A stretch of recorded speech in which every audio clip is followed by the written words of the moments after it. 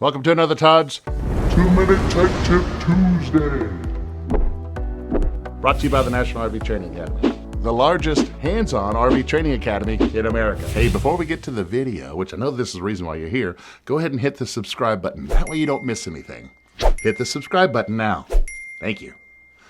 Now, back to our Tech Tip Tuesday. Hey, on this week's Tech Tip Tuesday, I'm answering your questions. Here, I've got an email that come in, and they didn't give me the name of the email, and of course, it would actually be an actual individual's name, so I don't want to do that. Well, I would want to do it, but it's not on there. So anyway, so there's no doxing going on here. If you want some doxing, go over to Facebook. That's where they do things like that. All right, let's jump into this. Love the videos. Look forward to them coming out each week. By the way, if you like the videos, go ahead and click subscribe button. We're only 110,000 away from 200,000, and your click can get us there. So let's go ahead and keep going here. Hey, when I close my gray tank for the shower washer and run the shower for a while, water starts shooting out of the bathroom sink. The tank is not full, and the water shoots up through the sink drain. I've changed the air admittance valve. No good, right? Is there a vent problem or something I'm missing? Thanks. Well, I got about 3 different ways I can go with this, and I'm sure that you guys are thinking of some as well. Now, first and foremost, when he or she, because I'm not sure, says, I closed the gray tank for the shower washer. That leads me to believe there may be a second gray tank, like a galley tank or something like that. And depending on your model, one thought could be that one of your gray tanks is full, say the galley tank, and not the gray tank. And so whenever it's closed, you're filling it up, that particular shower may not be on the shower as you think it is. It's on the other one, quite possibly, okay? Now, in order to do that, I would have to insult your intelligence because you said that the gray tank that you're closing is for the shower washer.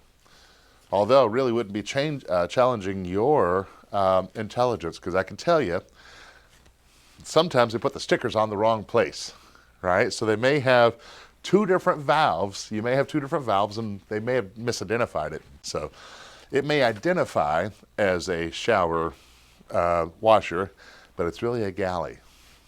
Okay, that could be one. The second thing that quite possibly it could be, okay? Now, as that water is going into the tank, it has to push out air, and you could have a clogged vent stack, right? If it's got full up, something like that, and something clogs that up. I mean, up top it could be a bird's nest, a paper wasp nest, or something like that. Well, that air has to push back up. Well, you have water sitting in your P-trap, and so therefore that air has to go somewhere. And so what happens is it's finding its way back up, maybe pushing through, of course, your P-trap and pushing water out. So when you say water comes through, here's my thought is, how much water, right? Does it fill up the sink, or is it just enough that you turn it off? Because again, as that water goes into your gray tank, right, there's air sitting in your gray tank, right, because it's not in a vacuum. If you don't have, you said your gray tank's closed, you got a vent stack. If that vent stack is clogged up, water fills in there and displaces the air. That air has to go somewhere. Could take the path of least resistance, and it's pushing through and have a little bit of water come up. Now, if it's just a little bit until the question is, do you hear it hissing at some point? After some water comes through and it kind of bubbles. It may come up, go back down, may come up like this because, of course, you're just creating that problem. That could be it as well, okay? So those are my 2 thoughts. Again, let's go over those, okay? You could have 2 gray tanks and they're misidentified. You think one is empty and not the other. Just based on the wording. You may only have 1 tank. Say, hey, look, I've opened up the only gray tank. Okay, closed it off, right? It's totally empty. Closed it off, take a shower, water starts coming up the top. I only got 1 gray tank, Todd, and it's doing that, okay? So then it wouldn't be that secondary tank. Then the other thing would be, of course, to check your vent stack. That's what you need to do. Get up top, make sure everything is clear. Do an old school way, drop a water hose down, start shooting water down your vent stack. Hopefully it kind of knocks stuff out. You can also get a 10-foot section of PEX, like 1/2-inch PEX, and kind of run it down there and see if you can go all the way through to the tank. Kind of remove whatever clog is there. Another thing to actually verify that is when you do open up your gray tank if that vent stack is actually sealed, you're going to hear it glug. The water is going to come out glugging, glug, glug, glug, glug. If that happens, then most definitely you got a vent stack problem. Those are the 2 tips. Let me know if that helps out. There's your tech tip.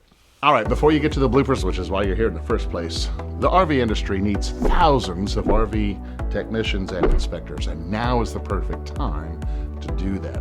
If you want to make more money or have more control over your time, go ahead and click the link below. Or if you just want to learn how to fix your own RV, got something for you there. Head over to rvtechcourse.com and get started today.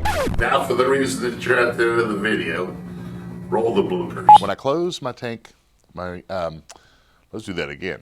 Water starts shooting out of the bathroom sink. Oh, bam!